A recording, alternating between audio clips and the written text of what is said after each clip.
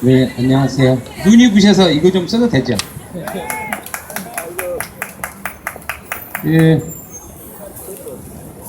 제가 이제 그 천정배 후보의 유세본부장을 하고 다시 서울로 왔는데요. 저는 이제 집이 광주입니다. 광주인데 무슨 복이 많아서 서울에 있는지 모르겠습니다. 그 겉으로 보면 약 한 20%가 차이가 나지만 이게 끼니까 이상하네. 겉으로 보면 20% 이상 차이가 나지만 새정치민주연합 후보하고 천정배 후보하고 표 차이를 보면 더블 스코어가 나요. 그런데 그 야권의 심장이고 새정치민주연합의 텃밭이라고 하는 곳에서 어떻게 천정배 후보가 그렇게 많이 얻었을까요? 그것은 선거운동을 잘해서 이렇게 이기는 결과는 절대 아닙니다. 그래서 천정배 의원도 겸손한 자세로 이제 정치를 의정활동을 해야 된다고 생각을 하고요. 그리고 제가 어느 기자가 개표장에 있었는데 어느 기자가 연락이 왔어요. 그래서 이제 제가 이렇게 결과를 알려줬는데 제목을 제가 이렇게 달아라고 했어요. 혁명적인 광주 민심 폭발. 그러니까 천정배 의원은 호남 정치를 외쳤지만 호남 민심이 요구하는 것은 무엇이냐면 호남이 어떤 것이죠? 동학혁명의 진원지죠. 그리고 광주 학생 항쟁이 있었잖아요. 독립항쟁. 그리고 5.18이 있었죠. 그러니까 어느 시대에나 불의에 저항했던 곳이에요. 그래서 호남 사람들은 천정배 의원이 말하는 호남 정치가 뭔지 모르지만 호남 사람들은 딱 하나입니다. 불의에 저항해라. 예전처럼 전두환에 저항하고 박정희에 저항하고 그렇게 하라는 거예요. 단재 신채호 선생님께서 말씀하셨잖아요. 역사는 아와 비아와의 투쟁의 산물이라고. 정확하잖아요. 우리가 아이고 우리가 정이라면 불의하고 싸워야지. 그렇게 싸워서 우리 아이들에게 올바른 가치관을 심어주고 그리고 우리가 생각하는 양심대로 살아갈 수 있는 대한민국을 만들어야 한다. 제가 이런 말씀 하나 드려볼게요. 그 뉴욕에 아동 문화가가 계십니다. 제가 성함은 잃어버렸는데 그 제니퍼 은주 김이라는 분이 계세요. 페이스북을 하시면 그분의 시아버님입니다. 그분의 시아버님이 이런 말씀을 하셨어요. 1919년에 3월 1일 날 항일민족 대항쟁이 일어났죠. 그 이후에 일제는 조선을 어떻게 통치해야 되는지 막막합니다. 그래서 그때 당시는 미국과 일본이 사이가 좋았어요. 그래서 미국의 선교사들 15년 이상 선교를 했던 선교사들을 다 모읍니다. 그리고 이 조선이라는 나라를 어떻게 통치해야 되는지를 자문을 구해요. 그런데 그 모든 선교사들이 동일하게 이야기한 게 하나 있었어요. 그건 뭐냐면 조선민중과 조선민족은 잘 먹고 잘 살게 해준다는 것만으로는 통치가 안 되는 민족이다. 다시 말해서 이 말은 무슨 말이냐면 정신문명이 물질문명을 압도하는 민족이다라는 거예요.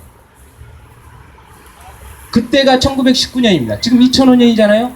100년도 안 됐었던 우리 민족의 정신이 그랬어요. 우리 민족의 그 정신을 부활시켜야만 합니다. 그 부활시켜야 하는 이유가 우리도 사람답게 살아야 되지만 지금 프란치스코 교황의 말씀하신 게 크게 두 가지가 뭐죠? 하나는 고통 앞에 중립은 없다라고 말씀하시면서 세월호에 동행해야 된다고 말씀하셨잖아요. 또 하나는 뭡니까? 규제받지 않는 권력은 독재다. 재벌 권력을 질타하는 거잖아요. 그래서 그 해법으로 연대와 협력을 통한 헌시적 대의를 구축해라 이렇게 말씀하셨잖아요. 우리나라도 그게 포함이 되잖아요. 우리 민족이 가지고 있었던 정신문명이 물질문명을 압도했던 그 정신을 그 역사를 부활시켜야 다시 어두워져가는 지구별을 반짝이게 할 수 있습니다. 그리고 하나만 더 말씀드리고 맺겠습니다. 이 공직선거법을 우리가 다 알아야 될 이유는 없어요. 279개조에 달하는 공직선거법을 다 알아야 될 필요가 없는데 딱 두 가지는 알아도 좋은 게 있어요. 그게 공직선거법의 역사하고 정신입니다. 공직선거법은 1993년에 대통령 선거법, 국회의원 총선 선거법, 그리고 지방자치선거법 이 세 개를 통합을 해서 중앙선관위가 국회에다가 제출을 해요. 1년 동안 국회 정치개혁특별위원회는 검토를 합니다. 그런데 하나가 난항이 있었어요. 그게 뭐냐면 전자개표기를 사용할 것이냐 말 것이냐의 문제예요. 그러니까 국회가 지금이라도 그때 당시에 논의했던 것을 가서 보면 됩니다. 영상도 있고요. 기록물도 다 있거든요. 그때 당시에 공직선거법을 도입을 하는데 어느 나라 법을 도입을 했냐면 영국과 미국, 흔히 말하는 영미법을 도입했어요. 영국과 미국에서도 상상을 초월하는 부정선거가 자행이 됩니다. 그런데 그걸 발본색원하기 위해서 어떻게 하나라고 고민하다가 최종적으로 결론 내린 것이 적법 절차의 원칙이라는 겁니다. 이게 무슨 말이냐면 고의가 아니에요. 고의가 아니라 실수로 절차상의 잘못이 발생되더라도 당선 무효화시킨다. 이게 적법 절차 원칙의 요체입니다. 그러니 어떻게 돼요? 개표 조작을 고의로 한 것을 차치하더라도 실수로 개표 상황표를 잘못 만들었거나 실수로 절차상의 문제가 발생되면 그 선거는 무효화되는 거죠. 이게 대한민국 공직선거법의 정신입니다. 그런데 그 전자개표기를 그러니까 이제 저는 박근혜 대통령이라고 안 해요. 제가 이렇게 표현할 때 극존칭은 박근혜 후보까지는 해주는데 그 이상은 해주지 않아요. 그때 이미 후보 자격을 박탈당한 사람이잖아요. 그러니까 후보라고 해줘도 과분한 거예요. 그렇죠? 네. 그러니까 이게 우리가 쉽게 뭐 제 말씀을 들어보신 분들, 제 글을 보신 분들은 아시겠지만 혹시 안 들으신 분들이 있을 수 있어서요. 이 적법 절차의 원칙이 우리 문화에 있어요. 어떤 거죠? 우리 학교 다닐 때 시험 보다가 컨닝하다 걸리면 어떻게 돼요? 컨닝한 문제만 문제 삼는 게 아니라 시험 자격을 박탈시키죠. 네, 그게 적법 절차의 원칙의 요체입니다. 그러니 어떻게 해요? 박근혜 씨는 이미 후보 당시에 후보 자격을 박탈당한 것과 같다. 이렇게 보시면 되는 거예요. 그리고 전자개표기는 이렇게 됩니다. 전자개표기하고 투표지 분류기라는 두 가지 용어가 있습니다. 전자개표기가 맞아요. 왜냐하면 국민의 정부 시절에 관보에 보면 명확하게 전자개표기라고 명시가 되어 있습니다. 그 이후에 투표지 분류기는 누가 사용을 했냐? 중앙선관위가 국민들을 혹세문민하고 호도하기 위해서 만든 거예요. 그래서 투표지 분류기라고 해놓고 신문에다 광고를 냅니다. 아주 나쁜 놈들이죠? 네. 꼭 헌찌감을 내야 됩니다. 그러니까 투표지 분류기는 제가 이분의 말씀을 빌려서 말씀드릴게요. 조성구라는 분이 있어요. 조성구 회장이라고 대중소기업 상생협회 회장인데요. 이분은 삼성하고 13년 동안 싸우고 있어요. 3조 5천억짜리 기술을 빼앗겼어요. 돈 한 푼도 못 받고 48억 빚만진 채 쫓겨났어요. 이게 대한민국의 현실입니다. 그런데 여러분이 상상하지 못할 정도로 돈을 준다 그래요, 삼성이. 그래서 타협을 하자. 그런데 안 합니다. 새끼를 굶는 그런 상황에서도 그분이 요구하는 조건이 두 가지예요. 삼성이 중소기업 기술 강탈한 거 대국민 사과해라. 그리고 삼성이 앞으로 중소기업 기술 등치지 않겠다, 강탈하지 않겠다는 대국민 약속해라. 그러면 5천억이 아니라 단돈 5억이라도 합의해주겠다. 이게 조성구 회장의 요구입니다. 그런데 이렇게 정의로운 분들이 있으니까 대한민국이 유지가 되는 겁니다. 우리 멀리 계시지만 조성구 회장을 위해서 박수 한번 보내십시오. 그런데 조성구 회장이 가지고 있는 기술이 뭐냐? 이미지 솔루션이라는 겁니다. 이미지 솔루션이라고 해요. 그 이미지 솔루션의 전자개표기는 선관위에서 사용을 했던 거고 전문가 영역에서는 이미지 인식기라고 그래요. 그 이미지 인식기가 뭐냐면 위조 수패를 감별하는 거예요. 무슨 말인지 아시겠죠? 그런데 선관위는 이 전자개표기 오류율을 5%를 허용한다 그래요. 그런데 이 전자개표기, 다른 전문가 영역에서는 이미지 인식기인데 이 전자개표기를 만든 것이 한틀 시스템이에요. 그래서 제가 직접 전화를 했어요. 한틀 시스템의 영업부에. 당신들 구민권에 도대체 얼마나 들어가느냐. 그러니까 대한민국 거의 모든 구민권에 그 이미지 인식기, 우리가 알고 있는 전자개표기를 납품한다는 거예요. 그러면 여러분 한번 상상을 해보세요. 5%를 인정한다. 그러면 여러분이 100만 원을 100만 원을 현금으로 입금했는데 5만 원이 어디로 사라진다는 거 아니에요? 그러면 금융태의 공황이 왔을 거 아닙니까? 그렇죠. 맞습니다. 100만 원 중에 5만 원이 사라지면 금융태의 공황이 왔을 거 아니에요. 벌써. 그런데 다시 말해서 이미지 인식기 전자개표기를 금융권에서 사용할 때는 단 0.0001%의 오류율도 허용하지 않아요. 0.0001%의 오류율이 허용되면 금융 대공황이 발생되는 거예요. 그런데 그런 기계가 유독 선관위만 가면 54%의 오류율이 발생해요. 그러니까 조성구 회장의 결론은 이렇습니다. 금융권에서 사용하는 똑같이 사용하는 기계가 단 0.001%의 오류율도 허용하지 않는 기계를 유독 중앙선관위에 사용했을 때, 중앙선관위가 사용했을 때 5%, 54%, 정읍에서 54% 나왔잖아요. 54%의 오류율이 발생이 된다는 것은 특정 목적을 가지고 사용했을 때만이 가능하다. 이게 조성구 회장의 세계 최고의 권위자인 조성구 회장의 결론입니다.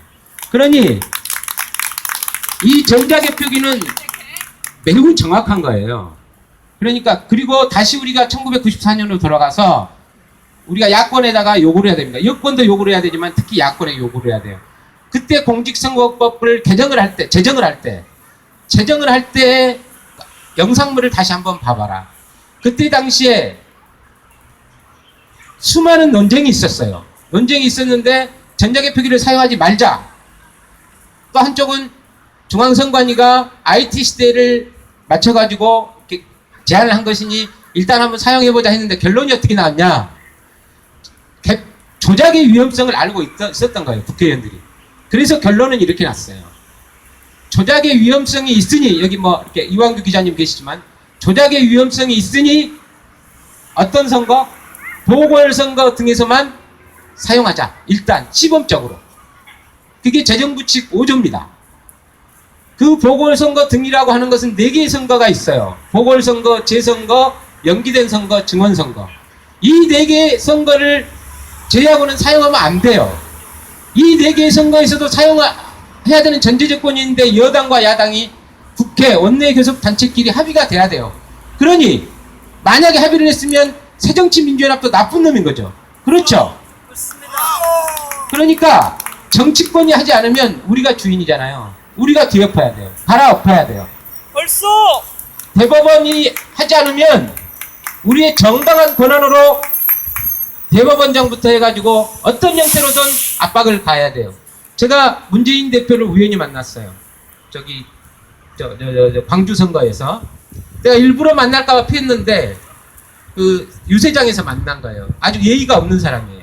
천정배 집중 유세한다고 보도자료까지 다 뿌렸는데 그 자리로 온 거예요. 기껏기 한다고 길을 꺾은다고. 그래서 제가 그때 다른 말을 하지 않고 이런 말 했어요. 유엔 안전보장 이사회 의장 성명에서도 근거가 부족해서 특정국을 지칭하지 않은 천안함 사건을 도대체 무슨 근거로 북한의 폭침이라고 했느냐? 답변해봐라. 답변하지 못하잖아요. 제가 유세차를 이용해서 18대 대통령 부정선거, 총체적 부정선거 이야기했어요. 그때 문재인 대표 가까이 있었어요. 제가 문재인 대표 나서라 그랬어요. 당신 작년에 이 말씀만 드리고 끝내겠습니다. 길어졌습니다. 춘몽님하고 저하고 신상철, 한영수 이렇게 4명이 문재인 대표를 만났어요. 그때 제가 그랬어요. 문재인 대표한테. 역사는 제18대 대통령 선거를 부정선거라고 꼭 기록할 것이다.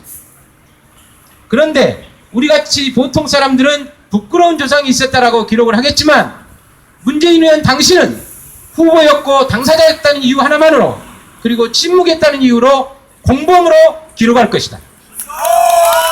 그 역사적 수치를 어떻게 감당하려고 침묵하고 있느냐 그랬어요. 그랬더니 춘목님이 제 말을 받아서 문재인 대표한테 그랬어요. 18대 대통령 총체적 부정선거와 관련해서 진실을 밝혀내고 법적으로 징치를 해야 되는데 가장 큰 장애물이 뭔지 아십니까? 라고 하니까 제가 바로 옆에 있었는데 혼자 뭐라고 하더라고요. 잘 들리지 않았어요. 그리고 다음에 바로 춘몽님이 이야기했어요. 의원님이다. 의원님이 가장 큰 장애물이다. 이렇게 했어요. 이런 수치를 당하면서도 행동하지 않아요. 왜 그런지는 모르겠어요. 그러나 그러나 호남 민심이 요구하는 것처럼 호남 민심이 뭡니까? 무기력한 야권 재편이라 이거예요. 김대중 노무현처럼 왜 싸우지 않느냐 이거거든요. 호남이 일어나면 달라질 겁니다. 여러분들이 비록 힘들고 지치더라도 용기 잃지 마시고 포기하지 마십시오. 역사는 반드시 진실의 편에 섭니다. 세상은 누가 이기죠? 세상은 힘이 센 놈들이 이기는 게 아닙니다. 세상은 끈질긴 사람들, 포기하지 않는 사람들이 이기는 게 역사에서 우리가 꼭 확인되고 교훈으로 삼아야 됩니다. 끝까지 박근혜를 퇴진시키고 이명박을 구속시키는 그날까지 정력으로 함께 합시다. 대단히 고맙습니다.